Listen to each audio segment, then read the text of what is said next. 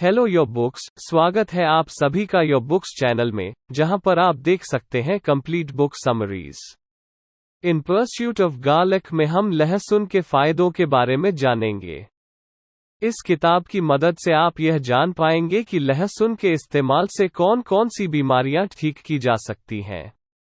ये book Liz प्राइमो जी ने लिखी है, जो कनाडा की एक लेखिका हैं जो पिछले 30 सालों से कनाडा की मशहूर मैगजीन्स में लिखने का काम कर रही हैं। वे एक जर्नलिस्ट हैं और अपनी किताब फ्रंट यार्ड गार्डन के लिए जानी जाती हैं। यह किताब आपको क्यों पढ़नी चाहिए? हम में से हर किसी का सामना कुछ छोटी छोटी परेशानियों से अक्सर होता रहता है, जैसे खांसी, कीड़ों के काटने से सूजन, गले की खराश, पेट की बीमारी, चमड़ी में जलन आदि। इन बीमारियों को ठीक करने के लिए हम अक्सर दवाइयों का सहारा लेते हैं जो हमें महंगी पड़ जाती हैं। इस किताब में हम उस चीज के बारे में जानेंगे जो लगभग हर घर में पाया जाता है और जो इन बीमारियों को ठीक कर सकता है। यह किताब हमें लहसुन के फायदे, लहसुन के इतिहास, लहसुन की खेती और लहसुन के अंतर्राष्ट्रीय व्यापार के बारे में पूरी जानकारी देती है।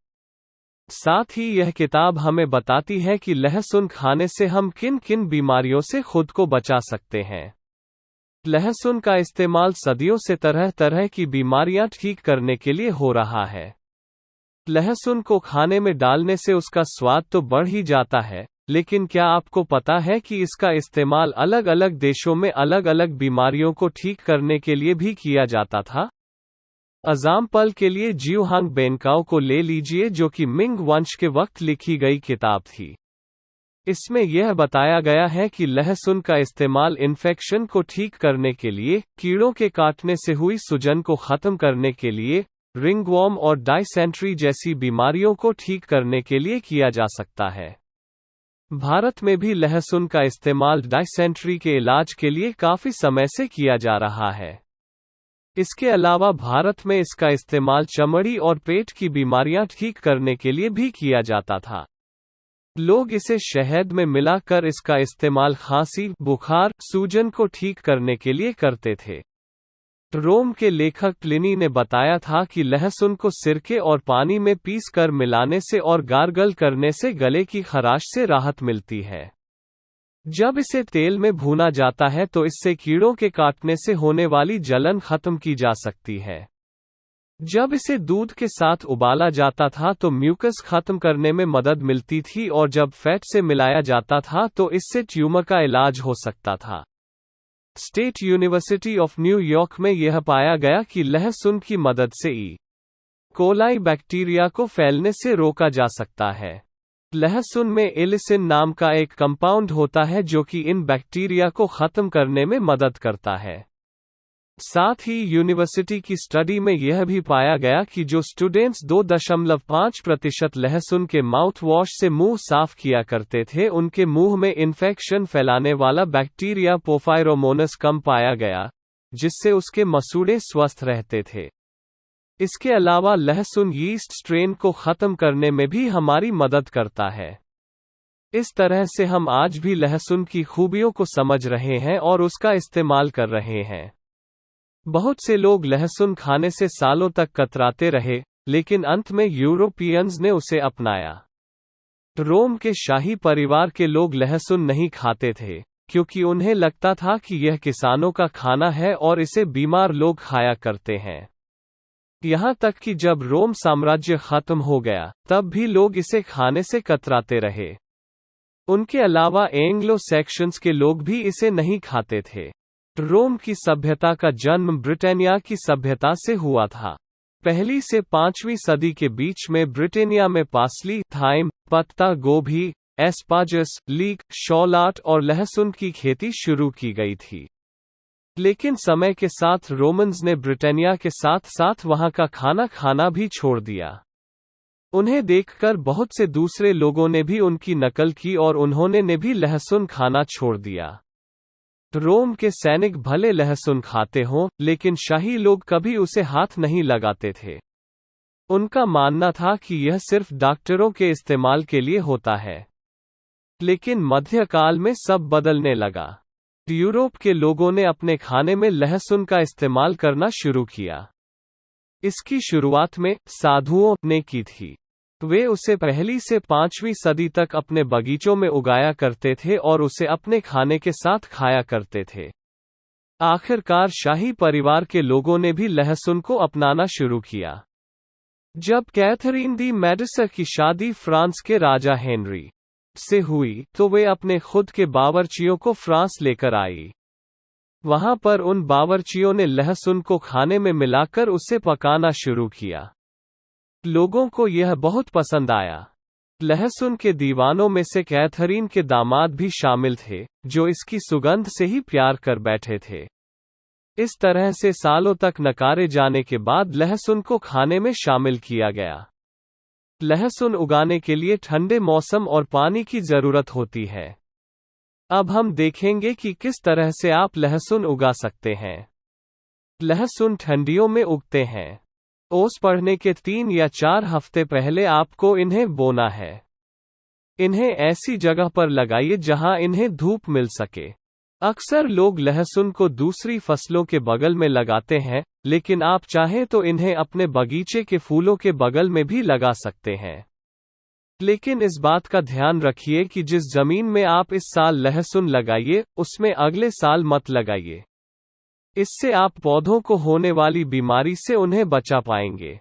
लहसुन लगाने के लिए आपको ऐसी मिट्टी चाहिए जिसे हल्का सा दबाने पर वो आसानी से पाउडर बन जाए। उसमें नेचुरल खाद डालिए। उसे ऐसा बनाइए कि वो पानी आसानी से सोख ले। मिट्टी की पीएच वैल्यू 6.0 से 7.5 होनी चाहिए। आप मिट्टी में कम से कम 6 इंच तक कंपोस्ट और खाद मिलाइए। इसके बाद आपको लहसुन को उगने के लिए जगह, पानी और थोड़ी खाद देनी होगी। पौधे लगाने के लिए आप लहसुन के टुकड़ों को जमीन में हाथ से घुमाकर गाड़ना शुरू कीजिए। उन्हें इस तरह से गाड़िए कि उनके ऊपर की पेपर जैसी परत ना निकले।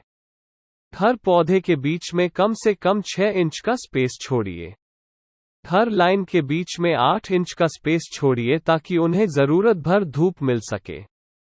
साथ ही आप अपने पौधों को हफ्ते में 1 दिन पानी दीजिए। इतना पानी दीजिए कि जमीन 2 इंच गहराई तक भीग जाए। खाद मिलाना उतना भी जरूरी नहीं है, लेकिन उसे मिला देने से उन्हें उगने में मदद मिलेगी। नाइट्रोजन के खाद लहसुन के लिए फायदेमंद होते हैं। इतना करने के बाद आप बस उसे समय समय पर पानी देते रहिए। कुछ महीनों के बाद आपके लहसुन के बल्ब तैयार हो जाएंगे। जब लहसुन के पौधों की पत्तियां सूखने लगें, तो उन्हें निकालने का समय आ गया है। वैसे लहसुन को कब खोदकर निकालना है, इसका कोई एक समय नहीं होता। लेकिन बहुत से किसानों का मानना है कि जब लहसुन के आधे पत्ते सूखकर भूरे हो जाएं, तो उसे खोदकर निकाल लेना चाहिए। बहुत से किसान अंदाजे के हिसाब से अपने लहसुन को बाहर निकालते हैं। जब उसके पत्ते सूखने लगते हैं, तो वे हर दिन उस पर निगरानी रखते हैं और जब उन्हें लगता है कि उनका लहसुन पूरी तरह से तैयार है, तो वे उसे निकाल लेते हैं। लहसुन को अगर आप बहुत जल्दी निकाल लेंगे तो उसके बल्ब अच्छे से विकसित नहीं हो पाएंगे। अगर आप उसे देर से निकालेंगे तो उसमें बैक्टीरिया लग जाएंगे और वो खराब हो जाएगा। इसलिए लहसुन को समय से मिट्टी से बाहर निकालना बहुत जरूरी है। लहसुन को निकालते वक्त उसके आसपास की मिट्टी को खोदकर निकाल दीजिए, ताकि उसे खींचने में आसानी हो। उसे निकालने के बाद उसके ऊपर की मिट्टी को ब्रश से साफ कर दीजिए। लहसुन को स्टोर करके रखने के लिए आपको उन्हें एक ठंडी जगह पर रखना होगा। लहसुन को धो देने के बाद आप उन्हें किसी डारे पर लटका कर 1 हफ्ते के लिए सूखने दीजिए। इसके बाद फिर से उन्हें ब्रश से अच्छे से साफ करके उन्हें 1 महीने के लिए लटका कर छोड़ दीजिए। ठंडियों में लहसुन को बचाकर रखने के लिए उन्हें 56 से 59 डिग्री फ़ारेनहाइट के तापमान पर 45% से 50% ह्यूमिडिटी में रखिए।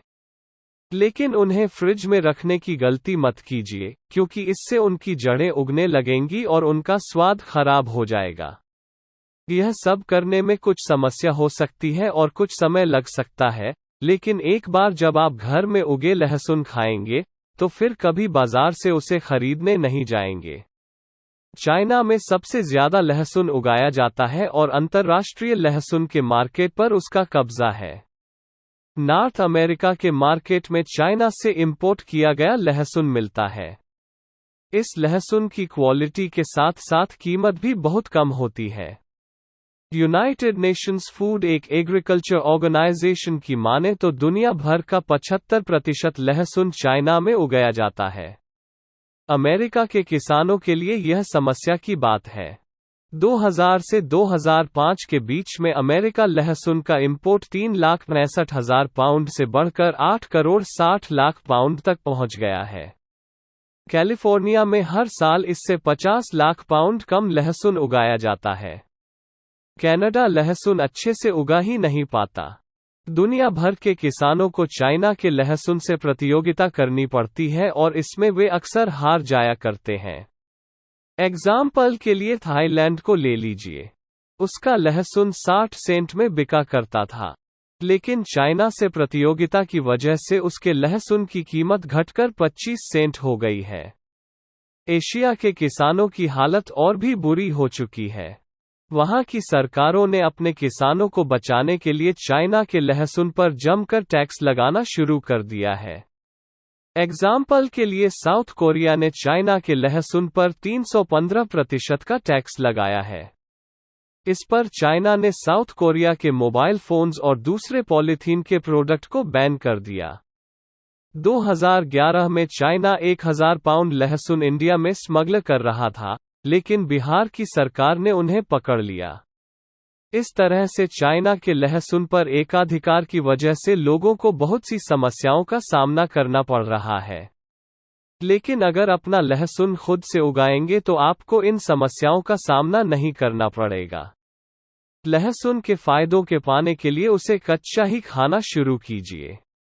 लहसुन के एक टुकड़े में लगभग 5 मिलीग्राम एलिसिन होता है। एलिसिन एक एंटीऑक्सीडेंट है जो आपके शरीर में हो रही जलन और यीस्ट इन्फेक्शन को ठीक करता है और साथ ही आपके इम्यून सिस्टम को मजबूत बनाता है। लहसुन को कच्चा खाने से दिल की बीमारियों का और तरह तरह के कैंसर और इन्फेक्शन का रिस्क कम हो जाता है। लेकिन अगर आप इसे हल्का सा भी पका देंगे तो इसका जादू खत्म हो जाएगा। लेकिन यह जरूरी नहीं है कि आप लहसुन को कच्चा ही चबाना शुरू कर दें। दुनिया में बहुत सी ऐसी डिश हैं जिसके ऊपर कच्चा लहसुन डालकर खा सकते हैं। एओली का सॉस, चिमिचूरी, पेस्तो, टेपनेट और हमस जैसे डिशेस के ऊपर लहसुन डालकर आप इन्हें खा सकते हैं। आप चाहें तो अपने पास्ता के ऊपर भी कच्चा लहसुन डालकर उसे खाना शुरू कर दीजिए। लहसुन की बहुत सी रेसिपी आपको इंटरनेट पर मिल जाएगी। लहसुन को कच्चा खाना थोड़ा मुश्किल हो सकता है, लेकिन इसके फायदे के सामने वो मुश्किलें कुछ भी नहीं हैं। कंक्लूजन, लहसुन के बहुत से फायदे होने के बाद भी लोग इससे काफी समय तक कतराते रहे। मध्यकाल में यूरोपियंस ने पहली बार इसे अपने हर रोज के खाने में मिलाकर खाना शुरू किया। आज के वक्त में भी लहसुन के ऊपर बहुत सी स्टडीज की जा रही हैं। लोग इसके फायदे को समझ रहे हैं और इसका इस्तेमाल खाने के साथ साथ अपने हर रोज की छोटी मोटी बीमारियों को ठीक करने के लिए भी कर रहे हैं। क्या करें? अगर आपके पैर के नाखूनों में फंगल इन्फेक्शन है तो इस लहसुन के नुस्खे को अपनाएं। बूढ़े लोगों के पैर के नाखूनों में अक्सर फंगल इन्फेक्शन हो जाता है। दुकानों से महंगी दवाइयां लेने के बजाय आप इस घरेलू नुस्खे को अपना सकते हैं। लहसुन के 1 या 2 टुकड़े, थोड़ा सा वोडका, एक रुई का कपड़ा और एक रबर का दस्ताना लीजिए। दस्ताने में से एक उंगली काट लीजिए। एक कटोरी में वोडका लेकर उसमें लहसुन रखकर उसे दबा दीजिए। इसके बाद रुई के कपड़े को उसमें भिगोकर अपनी इन्फेक्शन वाली उंगली पर लपेट लीजिए। इसके बाद उस पर उस रबर के दस्ताने की उंगली को पहन लीजिए। इसी तरह रात को सोने चले जाइए और उसे सुबह निकालिए। 2 हफ्ते तक यह करते रहिए, आपका इन्फेक्शन खत्म हो जाएगा। तो दोस्तों, आपको आज का हमारा यह in pursuit of garlic book summary in Hindi कैसा लगा? अगर आपका कोई सवाल और सुझाव या कोई प्रॉब्लम है तो वो मुझे नीचे कमेंट करके ज़रूर बताएं और इस in pursuit of garlic book summary in Hindi को अपने दोस्तों के साथ शेयर ज़रूर करें। आपका बहुमूल्य समय देने के लिए दिल से धन्यवाद। और ऐसे ही इंटरेस्टिंग बुक समरीज और नॉलेज से भरे वीडियोस देखने के लिए हमारे चैनल योर बुक्स को सब्सक्राइब करें। अगर आप अपनी किसी पसंदीदा बुक की समरी सुनना चाहते हैं तो उस बुक का नाम हमें ज़रूर बताएं। मैं जल्द ही आपके लिए एक नया वीडियो लेकर आऊँगा। तो चलिए मिलते हैं अगली वीडियो में। आपका समय शुभ हो।